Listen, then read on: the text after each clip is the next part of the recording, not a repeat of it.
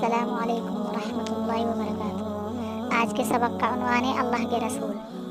अल्लाह ने इंसान को बनाया जो उसकी बनाई हुई सबसे बेहतरीन मखलूक है। उसने इंसान को अपनी इबादत के लिए पैदा किया।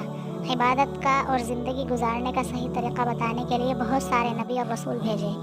उनकी सही गिनती अल्लाह के सिवा किसी को मालूम नहीं है। उन्होंने हम तक अल्लाह का पैगाम पहुँचाया, हमें अल्लाह का रास्ता बताया। अल्लाह ही का रास्ता सीधा रास्ता है।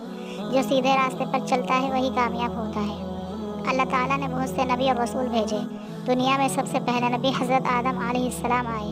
उनके बाद हज़रत नूह अलैहिस्सलाम, हज़रत इब्राहीम अलैहिस्सलाम, हज़रत इस्माईल अलैहिस्सलाम, हज़रत मूसा अलैहिस्सलाम, हज़रत हारून अलैहिस्सलाम और हज़रत ईसा अलैहिस्सलाम आए।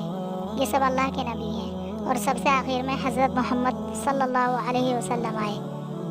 आप सल्लल्लाहु अलैहि वसल्लम अल्लाह ताला के आखिरी नबी हैं।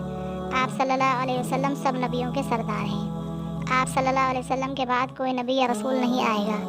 सारे नबी अपनी अपनी कौम और अपने अपने ज़माने के लिए पैगंबर बनकर आए थे।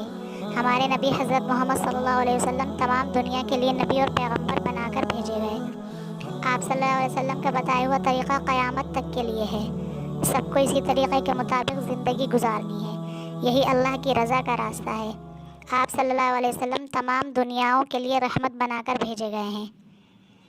आइए सबक के हवाले से मुख्तसर सवाल कर लेते हैं। अल्लाह ताला की बनाई हुई मखलूक में इंसान का क्या दर्जा है? नबियों ने क्या काम किया?